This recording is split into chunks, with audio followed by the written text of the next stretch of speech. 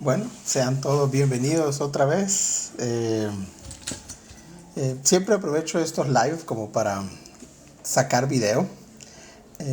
Así que pues solo vamos a dar unos segundos y vamos a comenzar. Igual siempre pues yo trato de subir los videos en mi canal de YouTube, que está pues ahí en la descripción de este perfil de TikTok, para que pues lo puedan ver más despacio. Igual siempre se sube en Spotify.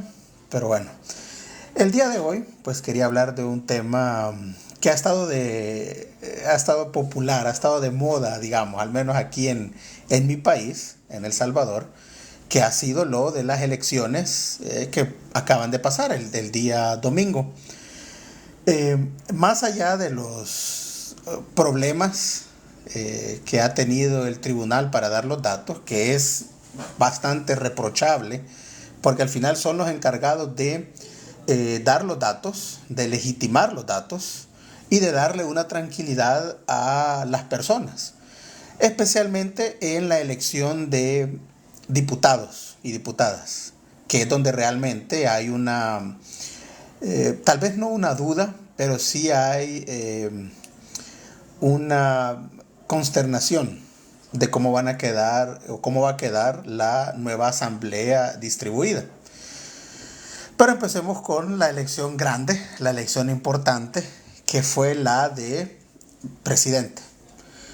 Para nadie, para nadie, excepto para el Chino Flores, para nadie era una duda de quién iba a ganar las elecciones. Era claro, no había ni una sola duda. Jamás nadie, excepto en las encuestas del Frente y de Arena y de las declaraciones de los candidatos, había una duda de quién iba a ganar las elecciones. Obviamente iba a ser Nayib. Lo que todos queríamos saber era, y que todos queremos saber realmente, es con cuánto. Con cuánto ganó las elecciones. De todas el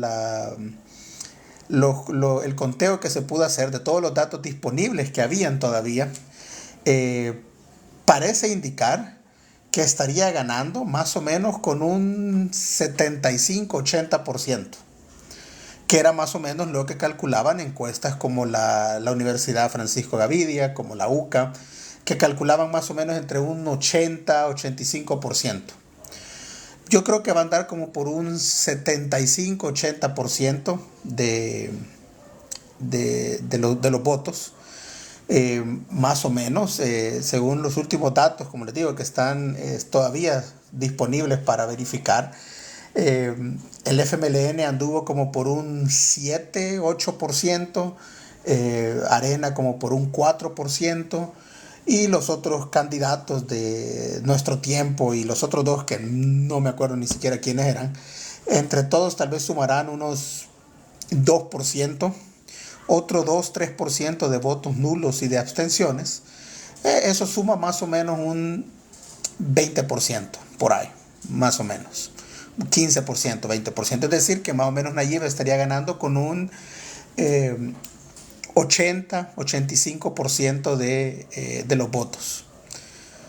Lo cual suena bastante cercano a lo que se esperaba.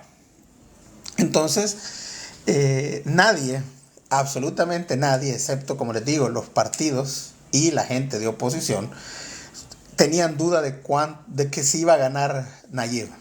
No. Y esto simplemente todos sabíamos que iba a servir para una manera de encuesta de aprobación, una especie de examen a la gestión de Bukele, a su gobierno, lo bueno y lo malo, obviamente. Y obviamente también, no directamente, bueno, sí bastante directamente, la cuestión de si la gente estaba de acuerdo con el régimen de excepción, sí o no. Los números que se han dado en esta elección prueban rotundamente que la gente está de acuerdo con el régimen de excepción, porque ese fue realmente la punta de lanza del gobierno, que era el tema de seguridad, porque era lo que la gente realmente, o sea, de todas las cosas, como les digo, criticables que pueda tener el gobierno, la única cosa que es difícil que uno pueda estar en contra, es la cuestión del régimen. A pesar de lo imperfecto que pueda ser, porque nadie tampoco va a negar que sí, hay gente inocente y que sí, no es el régimen más legal, por así decirlo, respetuoso de las leyes, sería creo que mejor una palabra, pero es necesario, fue necesario implementarlo de esa manera. Porque creo que a veces a la gente de oposición, a las personas que están en contra del régimen, se les olvida de que quieren combatir un mal, quieren hablarle un lenguaje a estas personas que no entienden. Y es el lenguaje de la razón y las leyes. Esa gente no entiende con razones y leyes. Entienden solo con mano dura, ni modo. Entonces estas elecciones sirvieron para eso, sirvieron para una manera de legitimar ese régimen. Obviamente pasó, tampoco para sorpresa de nadie, porque era lo que tiraban todas las encuestas. Y estamos hablando de todas, tanto aquellas que pudiera o no haber pagado Bukele, que posiblemente sí, y aquellas de, como les digo, como la UCA, por ejemplo, que para nada la iba a pagar Bukele, Nayib, y que daban la aprobación del régimen de un 89-90%, si no me equivoco. La oposición lo que ha querido decir para deslegitimar estas elecciones fue que la gente votó con miedo, que la gente votó con ignorancia, que la gente votó desinformada, que era creo que una de las preguntas de la encuesta que hacía era que si sabía que la reelección era inconstitucional. Y es cierto, yo sé que la mayoría de personas tal vez no sepan así concretamente por qué es ilegal, solamente les dijeron que era ilegal, pero el problema de esa clase de argumentación con la gente es de que no funciona. Porque recordemos de que no estamos, no es un debate académico de la legalidad de la reelección, de si es correcto jurídicamente dicha reelección, si respeta el espíritu de las leyes dicha reelección. Ese no era el debate de las personas, no era lo que las personas iban a pensar el domingo cuando fueron a votar. ¿Será que este presidente, será que Nayib respetado la ley y por eso voy a votar con él? No, no era eso lo que la gente piensa, porque no es lo importante. Porque todo lo que hemos vivido en este país, en El Salvador, especialmente los que hemos vivido en zonas poco inseguras, no tenemos tiempo para estarnos debatiendo si tal cosa es ilegal o no. Lo que podemos ver es qué tan efectivo ha sido. Y yo creo que partiendo de eso, pues la gente votó de quiero que las cosas sigan como están. Ahora, obviamente, hay otros temas de importancia para los salvadoreños que no han sido todavía solventados por el gobierno. Obviamente, el más importante de todos es el costo de la vida, la inflación. Entonces, tampoco se puede decir de que esta reelección es un cheque en blanco para Bukele, de que todo lo ha hecho perfecto. Lo que da es una mayor responsabilidad, porque recordemos que así como un partido puede llegar a tener 60% de los votos, 55% de los votos, que creo que fueron los números con los que ganó Funes, eso no quiere decir de que en la siguiente elección o que esa preferencia va a ser eterna. Y si no, miremos a los partidos que ahora estaban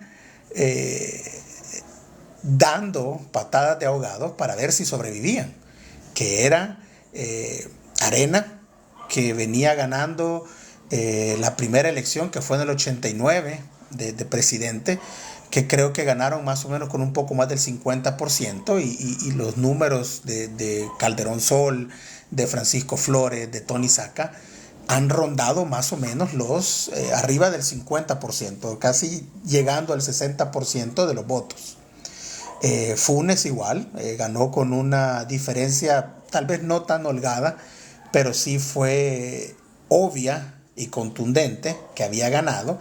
Y ya con el caso de Sánchez Serén, sí, la elección de Serén fue mucho más reñida. Que si no recuerdan, pues fue una reelección fue una elección que se ganó con unos 5,000, 6,000 votos, que es relativamente poco para un padrón que tenía en ese momento como unos 2, 3 millones de personas. Y se decidió con 5,000 votos.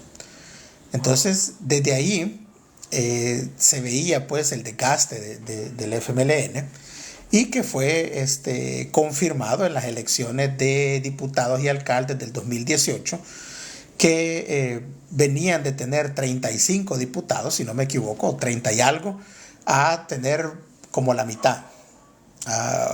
Después a perder muchos más, quedándose con más o menos con 5, y hoy en estas elecciones la proyección es que ronden como por 1 o 2 diputados tal vez.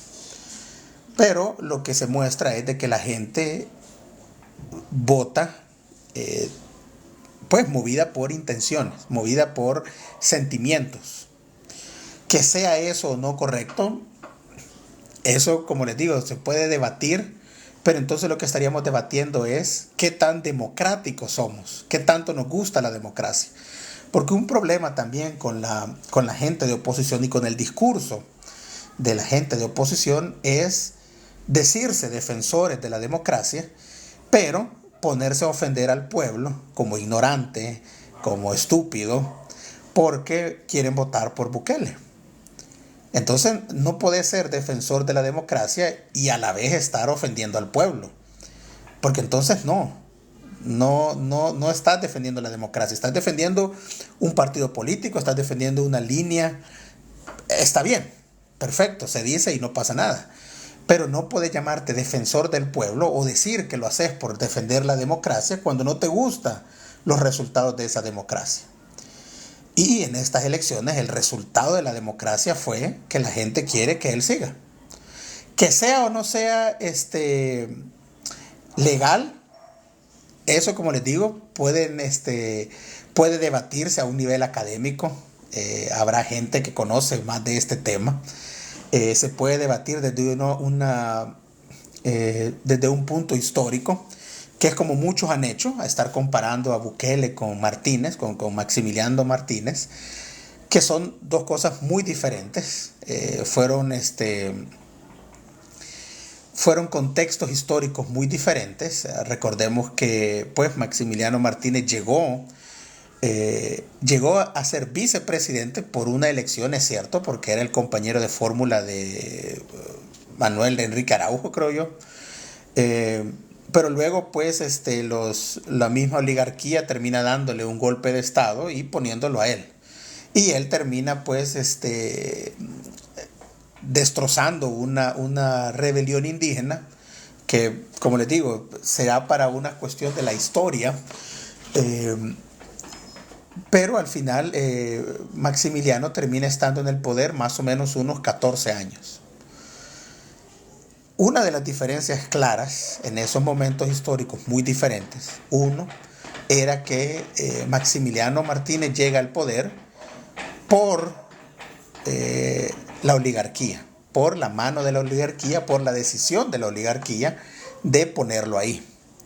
Y aunque mucha gente quiere hacer el paralelismo de que la gente se rebeló y que la gente se opuso a Martínez y con la huelga de los brazos caídos terminaron quitándolo, que sí, es una romantización de la historia muy bonita, y no dudo de que haya influido obviamente la huelga de brazos caídos para que pues Martínez perdiera el poder.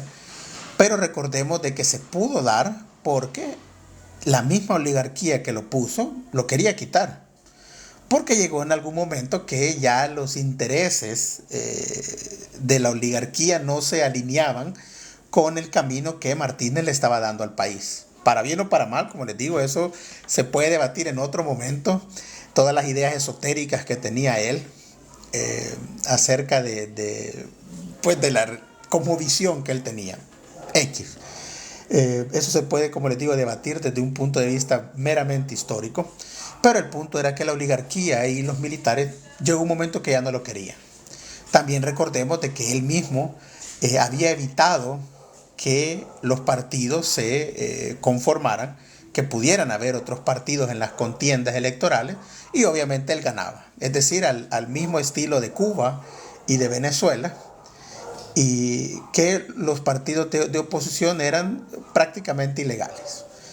Por eso es que es bien divertido que sea la gente del frente, la gente de izquierda, entre comillas, que siempre han sido pues defensores de los regímenes de Cuba, de Venezuela, que llevan estos mecanismos de partidos únicos, sean los mismos que ahora pues se quejen de que el poder está en un solo partido. Pero bueno, esas contradicciones ideológicas ya serán resueltas por la gente del frente, no por la sociedad civil. Otro de las diferencias con Martínez es de que siempre se ha tenido esta idea como mito, porque realmente es un mito, que con Martínez no había delincuencia, porque si robabas te volaban una mano, te quitaban una mano, y que si volvías a robar te quitaban la otra. Y que incluso está esta historia, que no es cierta, si alguien se las menciona, créanme, no es cierta, que hasta al mismo hijo le quitó la mano por ladrón. No es cierto, eso jamás pasó. Entonces, ¿qué tan efectivo fue el régimen para manejar la delincuencia? Según estudios que ha hecho la gente más que todo investigadores en el área penal, en el área de derecho,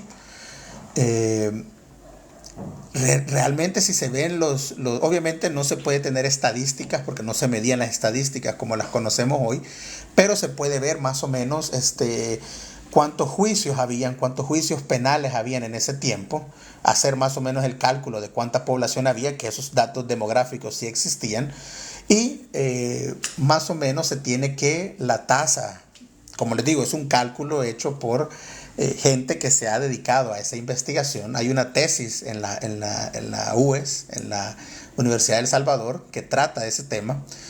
No me recuerdo cuál es el nombre, pero hace este análisis de los juicios de los juzgados de paz de ese tiempo, y más o menos hace el cálculo de que la tasa de homicidios en ese tiempo, en el tiempo de Martínez, andaba más o menos como por 13, 14, 15 homicidios por cada 100.000 habitantes. Obviamente recordemos que en ese tiempo había muchísima menos gente, pero la tasa de homicidios era como el 13, 14. Lo cual es una tasa de homicidios, no diría que buena, pero digamos que en términos latinoamericanos está normal.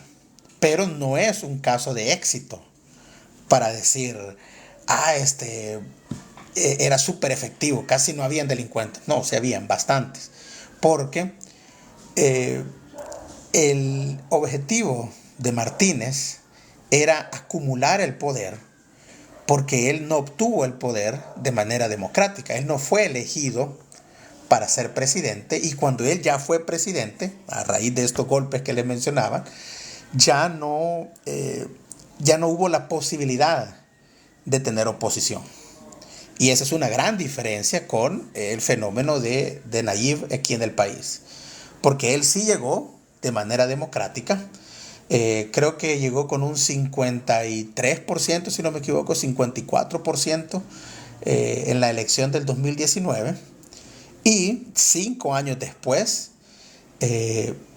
esos números, en lugar de bajar, subieron dramáticamente. Como les digo, ahorita posiblemente ya cuando los datos sean oficializados, se ande como por entre el 80-85% de los votos. Algo que nunca se había visto en el país en muchísimo tiempo, fuera de los tiempos del PCN, pero pues en tiempos del PCN todos sabemos cómo eran las cosas, pues. Entonces, la oposición, al tratar de hacer estos paralelismos, cae en una ignorancia que es ofensiva para la gente para la gente de la academia, para la gente intelectual, para quien sea. Pero a la gente tampoco, porque el mismo mito de Martínez de que las cosas iban bien, que las cosas eran seguras, lo que están haciendo es metiéndole a la gente la idea de que solamente a través de las dictaduras es de que se logran conseguir estos niveles de seguridad que no se pueden conseguir de otra manera o en otro ambiente democrático diferente. Porque es lo que mucha gente se pone a pensar, ok, bueno, entonces ahora que vivimos una dictadura, las cosas están bien y cuando vivíamos en democracia teníamos 25 homicidios diarios y teníamos la tasa de homicidios más alta del mundo, a pesar de ser uno de los países más pequeños del mundo. Entonces lo único que hace esa retórica opositora es darle la razón a Bukele. Si querés tener seguridad, la única manera es así, con este régimen. Que sea o no sea cierto, yo creo de que fue necesario la implementación de este régimen y veremos si es sostenible en el tiempo. Porque obviamente la gente, ok, ya tenemos seguridad, perfecto, hay otros problemas que tenemos, como salud, como educación, como el costo de la vida. Entonces también estas elecciones es una manera de sí, aprobar a Bukele, pero también de decirle que se esperan que las cosas mejoren. Se espera que no sea solamente la seguridad la que mejore. Que se pueda o no se pueda lograr, pues eso el futuro lo va a decir. Las próximas elecciones de aquí a 5 años, en el 2029, van a decir si qué tan contenta está la gente con otro periodo de Bukele. Pero también, aparte de ese éxito, digamos, para la seguridad, otro factor que jugó mucho a favor de que Bukele ganara era que la oposición está totalmente derrotada, dividida y, no sé, destruida. La única manera que hubieran tenido de poder enfrentarse, no de ganar, de enfrentarse a Bukele era con un frente común. Lo que, por ejemplo, durante la época de las dictaduras militares aquí en el país, se crearon o se hizo con estos frentes unidos, frentes únicos, que era que todos los partidos de oposición, toda la gente que estaba en contra de la dictadura militar, se unía en un solo partido, a pesar de no tener la misma ideología, solamente con la idea de presentarnos y ser una opción. Y claro, en ese momento, pues sí, agarraban las urnas, las quemaban, etcétera. Pero ese no es el punto. El punto es que era esa manera, la única manera en la cual hubieran podido, pues, enfrentarse a Bukele y tal vez sacar un 20, incluso un 25% de votos. Que como les digo, no hubiera sido suficiente para ganar, pero sí lo suficiente para hacer bulla, para hacer ruido, para demostrarle a Nayib, a sus seguidores, a su partido, que no todos están con él. Pero pues ellos decidieron correr cada uno por su cuenta, obviamente dividir el voto, porque pues el voto duro del frente no iba a votar por Arena, obviamente, el voto duro de Arena no iba a votar por el frente. Entonces ellos dos obviamente fueron los más grandes divisores del electorado. Como les digo, más o menos andan en que entre ambos habrán tenido como un 12% más o menos. Y de ahí los otros partidos chiquitos habrán tenido un 3-4% entre todos. Esa era la única manera que se hubieran podido enfrentar, llegando a niveles de un 20%. Pero pues decidieron no hacerlo por meros miopía electoral. Porque pues obviamente más allá de las diferencias ideológicas que puedan tener, creo que también jugaron los egos de cada uno de los partidos. De no sentir que podían aliarse con X o Y partido, que debieron hacerlo. Pero bueno, aparte de eso, aparte de que la oposición estaba dividida, se encuentra acéfala, se encuentra sin dirigencia visible. No quiere decir que no tengan una cúpula, obviamente la tienen, pero antes de las elecciones, ¿quién conocía al candidato de Arena? Yo en mi vida lo había oído. No sé, me imagino que la gente que es de Arena tal vez sí ya lo ubicaban, pero la mayoría de gente no. Y del Chino Flores, pues, aparte de haber sido alcalde de Quesalte y haber sido diputado, pues la gente no lo ubicaba de más allá de eso. Entonces, ni siquiera hay figuras que uno pueda decir, este fulanito o esta fulanita, tienen la fuerza para haberse enfrentado. Por el momento no hay. En un futuro, de aquí a 5 años, yo creo que tal vez figuras como la diputada Claudia Ortiz van a pedir posiblemente que sean candidatos, o Héctor Silva, el que era concejal de San Salvador y que ahora posiblemente pueda ser, que llegue a ser diputado. Pero vamos a lo mismo, o sea, provienen de San Salvador, provienen de partidos muy minúsculos, muy pequeños, que no tienen la fuerza siquiera para presentar candidatos en todo el país. No sé si tienen la fuerza para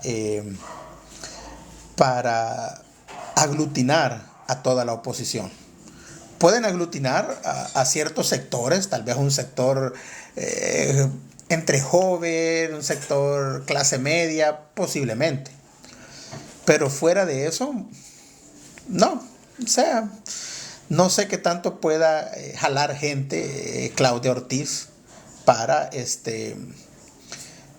convertirse en una candidata presidencial. Ahora, ella es mucho mejor candidato que cualquier persona que en estos momentos se encuentra en el FMLN, por ejemplo, o en Arena. Totalmente, sí. En el FMLN ahorita, como nunca quisieron renovar su cúpula, nunca quisieron renovar sus miembros, se quedaron con los mismos viejitos, con las mismas viejitas de antes. Y ahora todos los jóvenes que aparecen, que algunos fueron diputados, otros iban de candidatos a diputados, son gente que ya están quemadas como meros títeres de la cúpula, que no tienen la presencia moral para considerarse una renovación de sus partidos. No la tienen, simplemente se ve como una extensión o como una continuidad del mismo proyecto político fracasado de ambos partidos. Y son fracasados, no porque yo lo diga, no porque lo diga Bukele, es por lo que las elecciones, los números y los votos nos dan a entender. Porque a pesar que en estas elecciones ellos tenían mucho de dónde agarrarse para oponerse a Bukele, no lograron convencer a la gente. Como les digo, ahorita andan por un 7% para el FMLN, un 4% para Arena, es decir, entre los dos es un 11%, 12% tal vez. Entonces, la gente no confía en los partidos, en esos dos partidos. No confían en ellos por todas las cuestiones que han venido haciendo en el pasado. Entonces, que sean estos mismos los que vengan a decir, no, hoy sí ya le sabemos, es que hoy ya sabemos cómo gobernar, hoy sí, créanme, que hoy sí ya puedo. La gente no, pues no somos tan pasmados. Entonces, no nos van a convencer con eso de, es que hoy sí, ya después de haber estado 10 años, hoy sí ya le agarré la onda, hoy sí ya sé cómo es. No, ya estuvo, ya no, gracias. Entonces, como nunca quisieron renovarse, como nunca quisieron aceptar lo malo que habían hecho, ahí está que la gente no van a creer en ellos. Incluso hace poco ustedes pueden ver los videos del Chino Flores hablando de Funes y de Serén, que él simplemente dice, no, pues yo nunca hice nada malo, yo nunca robé. Ellos, pues yo no sé, yo no puedo poner las manos al fuego por ellos. Ok, está bien, si fuera una persona que fuera simplemente un miembro del FMLN, está bien. No podemos decir que todos los del frente o todos los de Arena son ladrones porque sus expresidentes lo fueron. Pero al final de cuentas él era el candidato del partido, él era la cara del partido, el representante del partido. Tenías que hacerte cargo. Tenías que hacerte cargo de la corrupción de los funcionarios anteriores. ¿Que eso hubiera hecho que la gente votara menos por vos? No lo creo. Al final votó como el 7% por vos, que hubiera sido un 5%. Hubiera valido la pena, porque te hubieras renovado. Porque si hemos visto, y eso podían los partidos políticos aprender de las celebridades, es que no hay cosa más efectiva para lavar los pecados que una disculpa. Que sea cierta, que sea verdadera, que sea sincera o no, también lo podemos debatir en otro momento. Pero que funciona, funciona. Porque si no fuera así, ninguna celebridad se repondría de todos los escándalos que han tenido. Y la mayoría lo logran, excepto casos extremos, obvio. Pero por ejemplo ahorita, para poner un ejemplo fuera, todavía hay gente que, por ejemplo, apoya a Gloria Trevi, a pesar de ser, pues, proxeneta, a pesar de ser tratante de blanca, a pesar de estar involucrada en posiblemente haber desvivido a su hijo. Hay gente que la apoya, porque siente de que pagó su culpa, porque estuvo presa un par de años, porque se disculpó, bla, bla, bla. Funcionó. Entonces, funcionan las disculpas. Eso hubieran hecho ellos, disculparse, ¿no? La verdad es que pues en ese momento estas personas pues robaron, pero ellos no representan al FMLN, representan un pasado que queremos olvidar, alguna palabra así hubieran hecho. O hubieran dicho, no, nosotros no sabíamos que eran así, la verdad es que estamos totalmente decepcionados de ellos, no los queremos. Eso hubieran hecho, desligarse de ellos. Pero simplemente lo de hacer, no, pues que allá verán ellos si ellos fueron. No, es que la ley tiene que decir. Lo que hace es simplemente ante la gente, ante el pueblo, ante los salvadoreños, se están justificando.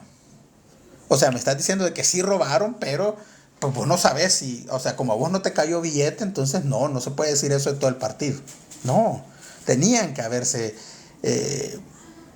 hecho cargo, porque eran las representantes de sus partidos. Pero no, decidieron mejor culpar al sistema, decir que a saber si es cierto, que ellos no pueden meter las manos, bla, bla, bla. Y lo que la gente hizo fue, bueno, entonces yo tampoco voy a confiar en vos.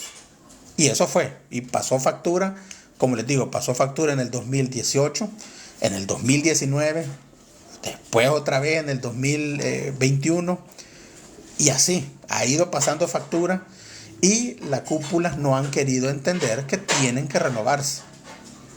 Y no hablo de renovarse vamos a poner gente solo joven. Ahora solo va a ser de chavos. Ahora los partidos son de puros chavos, como en nuestro tiempo, que se fue al otro extremo. Voy a agarrar gente que no sabe de nada y que no tiene ni siquiera conexión con la realidad, que viven en sus burbujas de privilegios de clase media alta. Entonces voy a poner a solo gente chava, de la chaviza. No.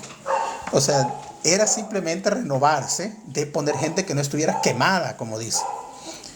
De poner gente que, ok, sí es del partido, ya sabemos que este señor tiene 50 años, pero pues no está quemado, nadie lo odia. Ok, eso hubieran hecho. Y no estoy hablando de renovarse en el sentido de poner gente fresca en la papeleta, que sí es importante, porque ahorita en estos momentos, si las elecciones los del frente hubieran puesto como candidata de diputada a Lorena Peña, obviamente no iba a ganar, obviamente no hubiera tenido votos, obviamente hubiera sido desastroso. No, hablo de renovar las cúpulas de los partidos, renovar a los que están a cargo del partido, al secretario del frente, al secretario de Arena. A toda esa gente era de renovar, era de quitarlos de los puestos. En la mayoría de partidos, en la mayoría de lugares, en la mayoría de países, Si tu partido le va mal en las elecciones, normalmente renuncia el secretario. Lo pueden ver, por ejemplo, en casos, por ejemplo, en Inglaterra, en el Reino Unido. Cuando al partido le va mal, renuncia el secretario. Es algo normal. Se espera. Por eso es que los cargos en esos lugares duran poco. Porque en algún momento te va a ir mal en las elecciones. Renuncia, llega otro, pum, se renueva. Pero aquí no. Prefirieron echarle la culpa a alguien más. Por ejemplo, el FMLN le echó la culpa a Bukele, que por él ellos le había ido mal. Y hoy en estas elecciones, en lugar de renovarse, en lugar de proponer cambiar la cúpula, no, el problema es que Bukele era ilegal su candidatura. Que como les digo, podrá o no ser ilegal, eso lo podemos debatir en otro momento, o mejor que lo debata gente que sí le sabe al tema. Pero el punto es de que ganó, y que si nos vamos a la definición de democracia, la etimología de democracia, eligió la mayoría. Así de sencillo.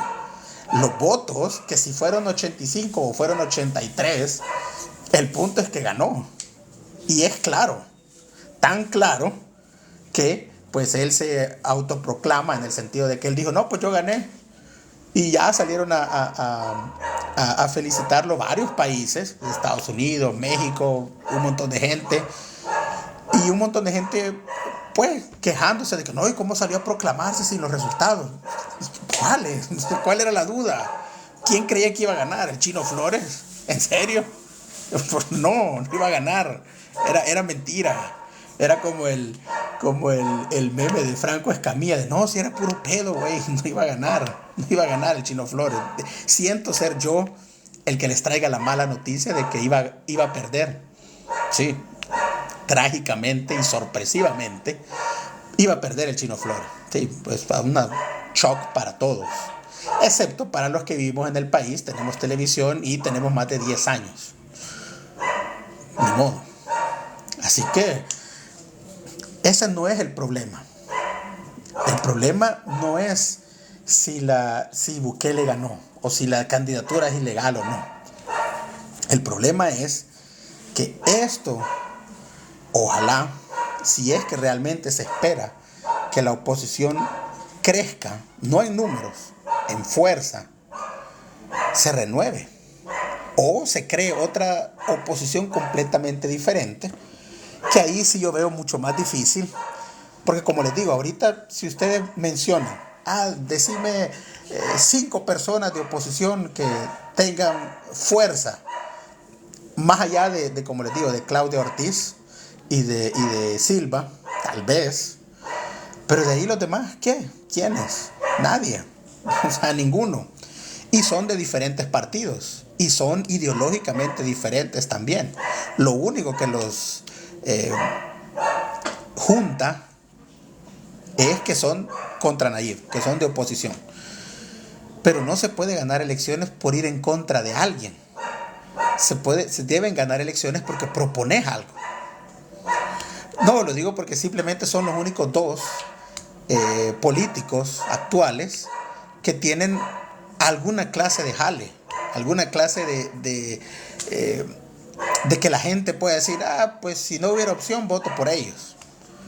Pero como les digo, vienen de partidos tan pequeños que no tienen por sí mismos la capacidad para enfrentarse a Bukele. Al menos no ahorita. De aquí a 5 años veremos. Pero sin una oposición, no solo que esté unida, sino que esté dispuesta también a revisar sus fallas, él va a seguir teniendo la presidencia en bandeja de plata. Así de sencillo. Porque al final es difícil. Y eso, claro que es difícil, enfrentarse a la persona o al partido que está en el poder. El Frente lo sabe. El Frente intentó, ¿cuántas elecciones? 1, 2, 3, como 4 elecciones intentando enfrentarse a Arena y no pudieron. Lo lograron hasta que la gente se cansó de estar, pues, esperando que Arena les resolviera los problemas. Y por eso fue que lograron, aparte de la figura de Funes, que en ese momento tenía una solvencia moral que pensamos que se iba a transmitir a una solvencia moral como presidente. Ahí sí que queda bien eso de quedamos como estúpidas, que no. Pero al final, el desgaste de 20 años, más la popularidad que tenía Funes, hizo que el frente ganara. ¿Por qué? Porque en ese momento sí fueron inteligentes y se dieron cuenta que si seguían poniendo candidatos de sus mismas filas, como había pasado con Facundo, ¿cómo se llamaba? Facundo Guardado, que compitió contra Flores, un señor que era nada, o sea, el señor había sido comandante guerrillero y era pasmado, así de sencillo. No, entonces quisieron probar con otra cosa. No, pues vamos a probar con Chafik, que sí, podía tener dentro del partido y dentro de las filas del FMLN, claro que era una persona sumamente respetada, pero fuera del frente era una persona que no tenía el impulso y no tenía el carisma para que la gente votara por él. No lo tenía. Entonces, al final se dieron cuenta de, bueno, ok, ya vemos que dentro de nuestras filas no tenemos a nadie que sea presidenciable. Entonces agarremos a alguien de fuera de nuestras filas. Alguien que sí esté alineado a nuestro proyecto político, o sea, una persona de izquierda, pero que no necesariamente sea del partido. Y fue que ponen a Funes. Y ganaron. Después, en el 2014, que fueron las siguientes elecciones, vuelven otra vez a las viejas mañas y deciden, bueno, voy a poner a alguien de las filas del frente revolucionario, histórico, lo que quieran decirle, y ponen a Sánchez Serén. Y ya, o sea, esas elecciones, como les digo, se perdieron por 5,000 votos, porque también fue una manera debió haber sido una llamada de atención al FMLN, que debían cambiar el rumbo, pero pues decidieron seguir con lo mismo y vamos hoy a las elecciones del 2019 que llevan a Hugo Martínez. Que la verdad es que en ese momento hubieran llevado a Hugo Martínez o hubieran llevado a Gerson, el resultado hubiera sido el mismo, hubieran perdido, pero creo que en ese momento Gerson hubiera sido una mejor opción porque representaba una cartera de Estado, que era la de Obras Públicas, que había hecho un trabajo relativamente aceptable. Pero como les digo, ellos decidieron no renovarse y con los mismos. Y siguieron entonces a rotar con los mismos. O sea, yo en estas elecciones pensé que iban a poner a Ortiz, ¿cómo se llama este señor? Del frente, no me acuerdo cómo se llama. Pensé que le iban a poner a él de candidato porque pues ya le veía que iban reciclando candidatos. Pensé que le iban a poner a él, Óscar Ortiz y a Lorena Peña. Y ya. Porque no han logrado renovarse. Y como les digo, no hablamos de renovación en las papeletas, hablamos de renovación en la cúpula. Y ya no se diga de Arena, que Arena quedó completamente destruida, pero al menos intentaron hacer mejor las cosas. Y eso se muestra o se mostró en los resultados anteriores, que lograron tener todavía una fuerza de diputados, obviamente no como en sus momentos más fuertes históricos, que tenían 30, 35, 32 diputados, 33 diputados. No, ya no. Pero pues el problema de Arena, más allá de los mano larga que le salieron los candidatos que fueron presidentes, es el problema de que el partido Arena siempre ha estado muy ligado directamente, cercana a los intereses empresariales. Que eso sea bueno o malo, como es ya habitual decirlo, lo podemos hablar en otro momento, pero el problema es de que si toda tu línea argumentativa si toda tu línea narrativa va a ser que estás a favor de las libertades económicas, que estás a favor del emprendimiento, de la empresa privada, no podés entonces irte por ese camino y a la vez estar hablando de vamos a dar salud gratis, educación gratis, porque entonces está en contra de tus mismos principios ideológicos. Que dichos principios ideológicos no estés o yo no esté de acuerdo, igual yo no votara por Arena, porque no considero que el neoliberalismo sea el camino. Pero no podés, como te digo, no se puede llamarte neoliberal y a la vez pedir que sea el Estado el que se encargue de esas cosas.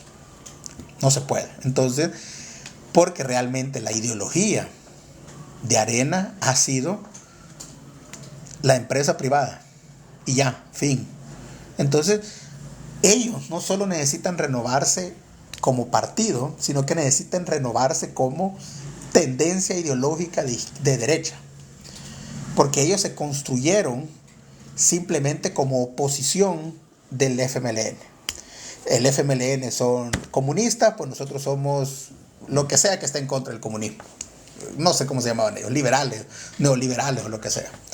Hoy necesitan construir una ideología que no puede partir simplemente de ser anti-Nayib. Es que nosotros somos los anti-Nayib. Porque no se puede. Tenés que construir una ideología que la gente se pueda sentir identificada. Pero si tu ideología, históricamente, tu cercanía ha sido con el empresariado, difícilmente le vas a llegar a la gente que no somos empresarios. Así, ni modo. Entonces, ya una vez, digamos, en un supuesto sueño utópico de la oposición, que la oposición se renovó, ya tienen nueva gente, cambiaron la cúpula, hoy tienen candidatos buenos, hoy sí la gente ya les está creyendo otra vez. ¿Qué haces entonces para enfrentarte al poder? Al poder en este caso de Bukele. Lo primero es señalar lo malo sin tratar de criticar lo mismo que te podrían criticar a vos. Es decir, se le dice a Bukele que no, es que no ha sabido manejar la finanza. Cuando viene de la sociedad civil está bien. Claro, nosotros podemos quejarnos que el gobierno no ha manejado bien la finanza. Pero Arena y el Frente quejándose de cómo se manejan las finanzas. Ok. Es lo mismo de, por ejemplo, está esta señora, no me acuerdo cómo se llama, pero ella era del Frente, no me acuerdo cómo se llama, que ella sale diciendo que Bukele hizo mal, Nayib hizo mal al estarse promocionando con dinero del Estado, es decir, estar haciendo propaganda con recursos estatales, que es totalmente cierto. Es totalmente incorrecto que alguien haga eso. Y como les digo, que la sociedad civil mencione eso está bien, porque nosotros sí podemos quejarnos de por qué tu partido usa recursos del Estado para promocionarse. Pero que venga y lo diga alguien del Frente, ahí es donde uno dice, mire, ¿y usted que no andaba haciendo lo mismo? No, pero es que antes no era igual, antes era otra cosa. No, hacían exactamente lo mismo. Entonces el problema de la oposición, viniendo de estos dos grandes partidos históricos, más históricos que grandes, es el hecho de que siguen exactamente las mismas prácticas que le señalan a Nayib. Que solamente se interesa por unos pocos. Ok. Que roba dinero. Bueno. Ajá. ¿Cuál es la diferencia con lo que hacía vos? Que nosotros éramos diferentes. Ok. La diferencia es que la gente al menos, como les digo, puedan o no decir que la cuestión de la seguridad es o no importante, o ha sido o no ha sido relevante, pero el problema es que es tangible. ¿Quiénes vivimos en el país? ¿Quiénes vivimos en zonas que siempre fueron peligrosas? ¿Quiénes andamos en bus? Sí, nosotros sabemos que las cosas han mejorado. Obviamente no es perfecto. Nadie ha dicho lo contrario. Pero al menos hay una mejora. Y es una mejora tangible. No es una mejora hipotética, no es una mejora etérea, es una mejora tangible que la gente la podemos ver. Entonces, como oposición, en mi opinión, obviamente es mi opinión, debería irse por otro lado. No criticar eso, porque al final es lo único que es bien difícil criticarlo, sino tomar otros puntos de batalla. El costo de la vida, por ejemplo. Siento yo que ese punto sería excelente que la oposición lo retomara como la causa que quieren mejorar. Es como decir, miren, vamos a seguir con la seguridad como la tenemos ahorita, así, bien bonita y todo, la vamos a seguir así. Y aparte de eso, les vamos a mejorar la economía. Ahí sí hubiera sido más apetecible, más llamativo para la gente que le dijeran, mire, vamos a seguir con esta misma seguridad que tiene ahorita, pero aparte de eso le vamos a mejorar la economía. Al menos hubiera movido un poco más a la gente. Pero si venís diciendo, es que el régimen es ilegal, es que la gente... Ok, pero es lo único que la gente, o sea, de todas las cosas que Nayib ha hecho, que como les digo, es debatible si ha sido bueno o no, lo único que como les digo, aunque no sea perfecto, pero lo único que ha sido medianamente exitoso ha sido eso. Entonces, la oposición debe agarrar otro caballito de batalla, la economía, la transparencia, esa es una muy buena. El hecho de decir, miren, ¿por qué es que todas estas cosas están restringidas? ¿Por qué están oculta esta información? Ah, ok, bueno, entonces vamos a ser más transparentes, bla, bla. Ahí está. Pero no, han decidido todavía seguir con lo mismo del régimen, que si es ilegal o no. Porque, como les digo, los partidos políticos pueden decir que la candidatura de Bukele es ilegal, lo pueden hacer, pero no pueden decir que fue antidemocrático. Y ese es el problema, que no te puedes llamar defensor de la democracia y estar en contra de resultados democráticos. La mayoría, la inmensa mayoría, la apabullante mayoría dijo, pues queremos que él siga siendo presidente. Que algo sea ilegal no quiere decir que no sea democrático. Y estas elecciones lo prueban. Esas elecciones fueron ilegales, tal vez, pero fueron democráticas, totalmente. La gente decidió. La gente le pareció que el proyecto de Bukele funciona y vale la pena seguirlo. O no fueron convencidos por el proyecto de sopa de pata y gimnasio a la mitad de precio. Porque nuevamente, no podés construir una plataforma de oposición simple y con el hecho básico de es que estoy en contra de Bukele. ¿Y cuál es tu propuesta? Estar en contra de él. Ah, pues qué gran propuesta. No, está súper chiva. No, o sea, tiene que haber algo. ¿Qué propone? Cosa seria, no sopa de pata, pues, o sea, cosa seria. La plataforma.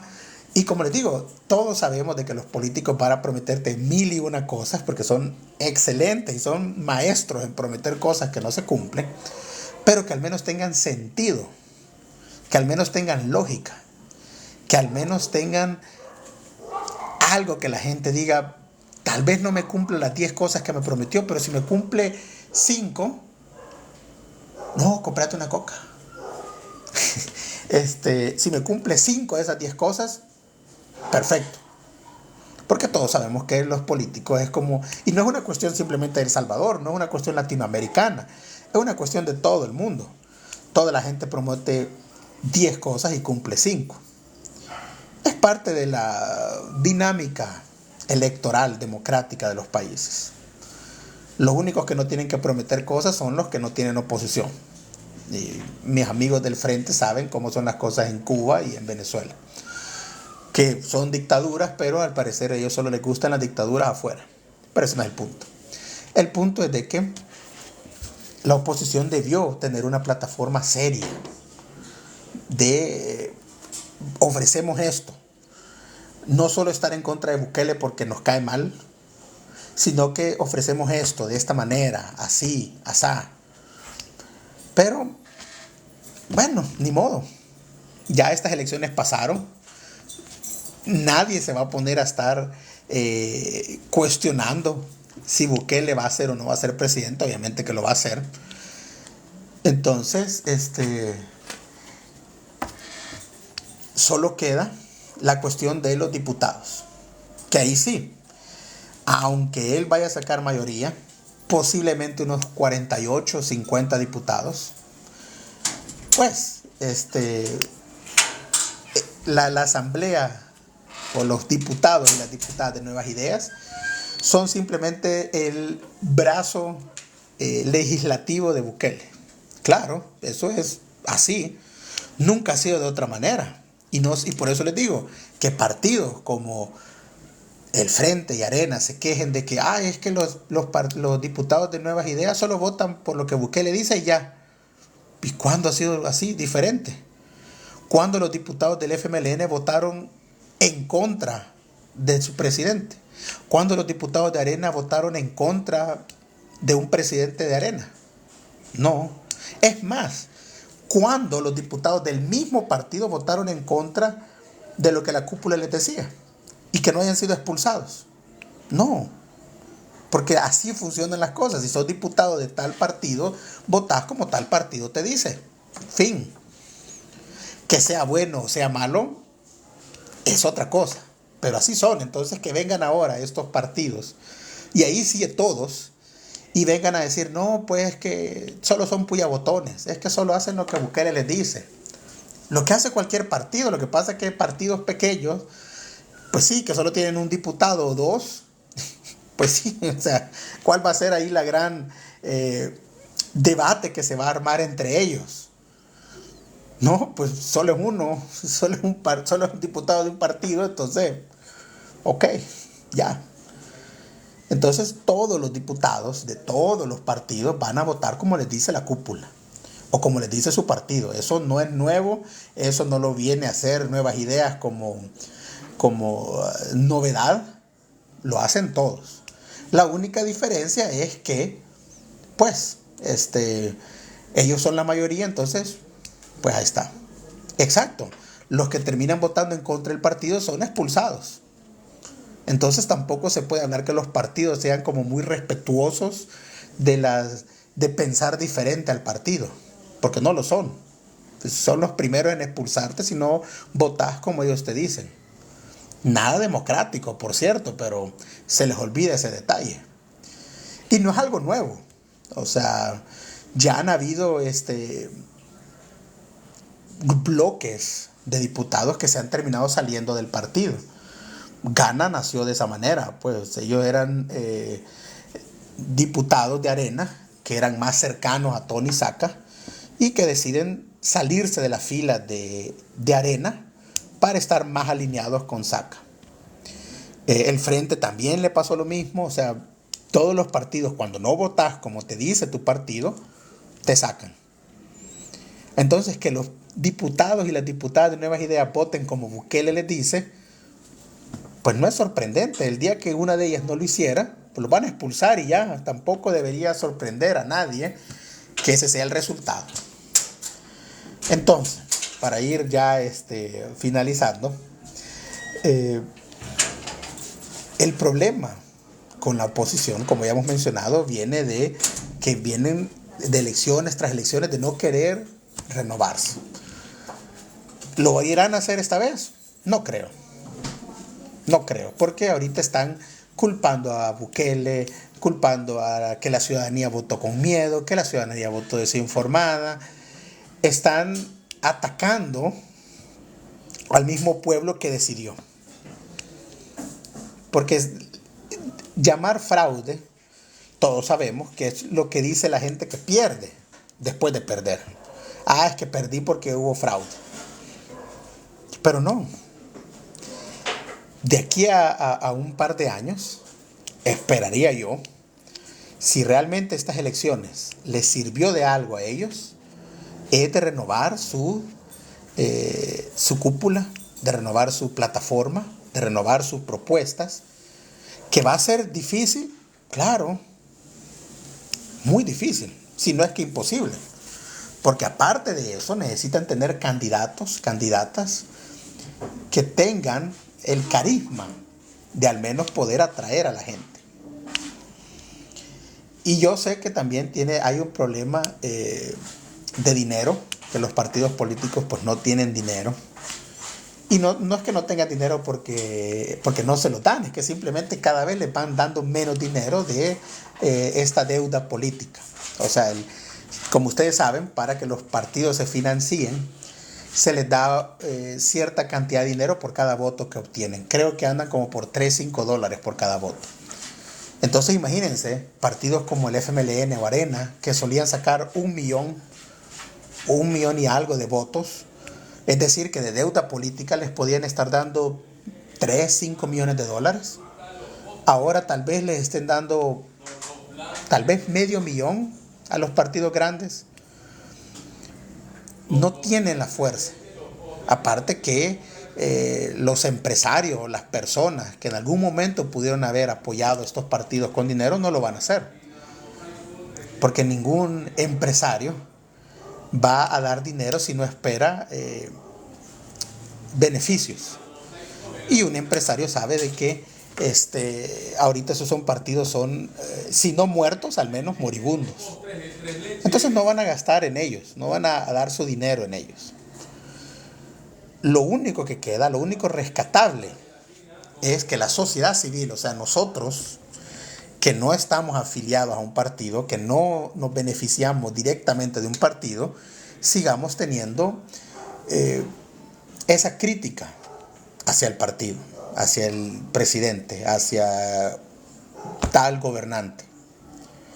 Porque solamente la sociedad civil de verdad, no el brazo civil de un partido, sino la población, somos los únicos que tenemos la solvencia y la obligación moral de criticar a los gobernantes. Porque al final, cualquier movida mala, cualquier cosa que perjudique al pueblo, nos va a perjudicar a nosotros.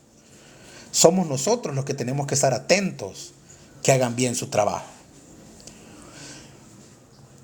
Y más allá de los debates académicos, de la jurisprudencia, de tal decisión de la sala, o de tal espíritu de la ley, de tal artículo de la Constitución,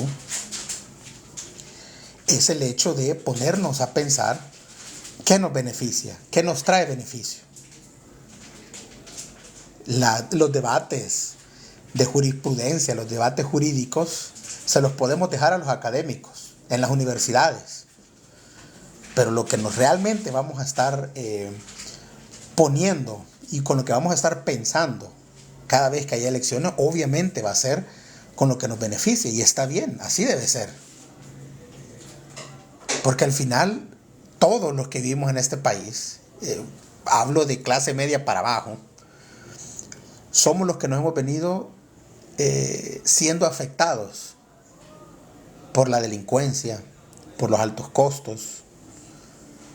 Pero no, esto que nos ha afectado no ha sido porque, es que tal artículo de la Constitución lo han venido violentando, por eso nos va mal.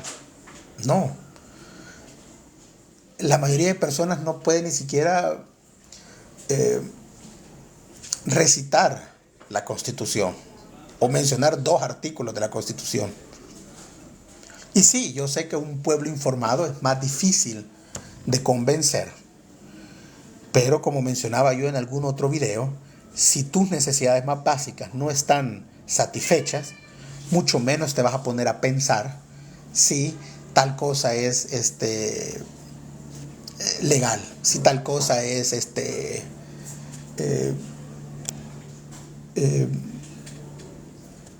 si tal cosa es legal, si tal cosa es moral, si tal cosa es jurídicamente correcta. No. Entonces, para mis amigos que en estas elecciones le dieron el voto a Bukele, solamente los invito a ser críticos. Que de la misma manera como votaron por él, estén dispuestos a no votar por él si no hace bien las cosas. Y para mis amigos y mis amigas de la oposición, es simplemente que le exijan a sus respectivos partidos que se tomen en serio el trabajo de ser oposición. Y no oposición simplemente de voy a estar en contra de Bukele porque me cae mal, es que me cae mal. Sí, todo ridículo. Sino que realmente sea una oposición que sea una alternativa para todos aquellos que dicen, no, pues yo no creo en Bukele, pero pues sí, ¿por quién voy a votar? Que sea una alternativa. Porque yo sí considero que una oposición sana, que una oposición inteligente es necesaria en el país. Porque esta idea de los pesos y los contrapesos no lo podemos ver como simplemente una cuestión aritmética de, es que si no tienen la mayoría, entonces tienen que negociar. De nada nos sirve. Ya hemos visto cómo son las asambleas donde no hay una mayoría y tienen que negociar. Porque no negocian pensando, sino que negocian con, es que si vos me das el fiscal, yo te doy el de corte de cuentas. Es que si vos me das al procurador, yo te voy a dar tal cosa. Esas no son las clases de pesos y contrapesos que necesitamos. Lo que necesitamos es una oposición que diga, no, yo creo que tal proyecto de ley hay que analizarlo más. No, yo creo que hay que cambiarle esto. No, hay que agregarle esto. Esas son la clase de debates que benefician al pueblo. Pero simplemente no votar por tal propuesta porque es que no la hizo mi partido, entonces no la voy a votar. No nos sirve de nada. De nada. Entonces, como les digo, a mis amigos de la oposición, simplemente les pido que desde ya construyan una oposición. Porque ahorita lo que presentaron en estas elecciones anteriores fue un remedo de oposición, una especie de candidato zombie que ya estaba muerto antes de presentarse, pero que sí nos ha servido para hacer memes. Ahí sí, si esa era la idea, lo lograron, 100%, 10 de 10 todos. Todos los memes han sido buenos, especialmente los que empezaron como unos par de días antes de las elecciones, con el Chinese Flowers y el The Front. Muy bueno. Yo hace poco lo estaba yo diciendo que si el Chino Flores quisiera mejor dedicarse a ser TikToker, lo logra. Yo lo veo su contenido. Se ve que es un señor chistoso. Pero como candidato a presidente, no, señor. No, siéntese, por favor. Sí, no, tómese su café y siéntese. Pero como TikToker, buenísimo. Tiene mi voto de TikTok, no de elecciones. Ahí sí no voto por él. Pero en TikTok sí lo vería. Se ve que es chistoso el señor. Ha matado. Entonces, es hora también de, como población, mantenernos alerta. Ya para ir finalizando. Al final, todos estamos en este mismo barco llamado El Salvador, que de alguna manera tenemos que hacer que navegue sin hundirse. Porque al final, los que tienen dinero, los que no viven en el país, pues sí, ellos, si el barco se llena de agua, se van. Nosotros no tenemos para dónde, aquí nos vamos a quedar. Si las cosas estallan, aquí vamos a estar a la par del tambo de gas estallado. Entonces, por eso nosotros tenemos que ser los más críticos. Entonces, independientemente no ganó tu candidato en estas elecciones que pasó, lo único que queda es ser crítico de quien sea que esté en el poder. Porque tampoco votar por alguien quiere decir de que confías ciegamente en él. Eso es ser un fanático. Y para fanáticos están las religiones, está el feminismo, cualquier ideología que penses, allá hay fanáticos. Pero en cuestiones de la realidad, uno no puede ser fanático. Hay cosas que uno tiene que ser muy crítico. Así que, bueno, hoy para ir finalizando, normalmente solía hacer los live los lunes, pero pues cambié de horario en mi trabajo, así que hoy son los miércoles. Como les digo, siempre termino subiendo el video a YouTube y a Spotify como podcast. Que no sé por qué le llaman podcast, porque al final un podcast uno tiene que hablar con alguien y yo aquí hablo solo. Pero, pues sé el nombre, así que ni modo. Así que nos vemos el otro miércoles. Muchísimas gracias por todos los que nos han acompañado. Hoy estuvo casa llena, hoy hubieron como 20 unidos. Así que hoy fue casa llena. Así que compartan estos videos, por favor.